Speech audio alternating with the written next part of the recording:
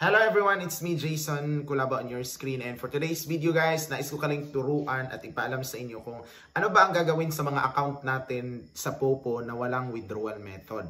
So may mga account kasi, may mga instances na katulad nito na wala siyang withdrawal, lalong-lalo na sa mga iOS, sa mga Apple. Kapag yung gadget na ginamit mo guys, kapag download mo sa iyong Popo app is Apple, pagdating yan guys, pag check nyo yan sa dashboard ninyo, walang lalabas na withdrawal. Unlike dito, tingnan nyo to. Unlike dito sa Android, meron siyang tinatawag nating withdrawal. Diba? Coins, tapos sa tabi niya is P-points. So sa P-points, pag pinindot mo yung P-points, automatic lalabas yung withdrawal kung sa Android. Pero kung sa Apple guys, wala pong lalabas. And meron akong nakitang tutorial, sabi niya, kung hindi daw lalabas ang withdrawal dito sa iOS, the only thing na gagawin mo daw is mag-message ka daw sa support, sa help. So ginawa ko rin po yun kasi nga Apple yung ginamit natin sa account ko. So yun pala ay useless. Kasi nga po, sinubukan ko siya guys. Sundin nyo to guys.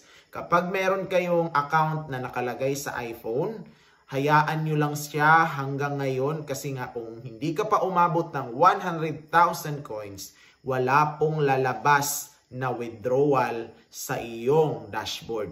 So, ibig sabihin guys, kapag na-reach mo na yung 100,000 coins, P-points, automatic, pag pindot mo sa P-points, lalabas na po ang withdrawal dyan sa mga naka-iOS. Yun po ang tunay at totoo. Legit na legit. Tignan nyo yung sa akin guys. 'Di ba? Nung umabot siya ng 100,000, automatic na enable yung withdrawal. So, pwede ka dyan mag-withdraw.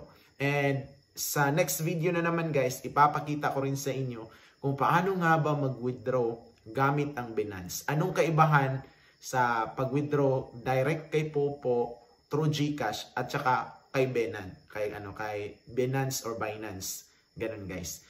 And anong kaibahan din kapag ang ginamit mo pag-download is yung Binance ng Android at saka Binance ng iOS. So magkaiba sila kasi yung merong authenticator sa Google Authenticator at Binance Authenticator, magkaiba po sila. So sa next video na natin. So sa ngayon, huwag kang mag-alala kung walang withdrawal yan. Lalabas din yan pag naka 100,000 ka. So yun po ang correct na tutorial para po sa mga naghahanap ng withdrawal. Kasi malula ka talaga kapag bakit wala itong withdrawal? So ganun din yung naisip ko dati, kaya hanap ng tutorial. Iyon yung sabi niya, nag-message ako, wala namang lumabas, 'di ba? Walang respond. Tapos anong nangyari?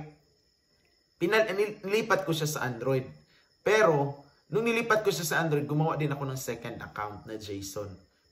Nung umabot ng 100,000 si Jason, pagpindot ko sa pagpindot ko doon sa P-points na 100,000, lumabas yung withdrawal. O di ba?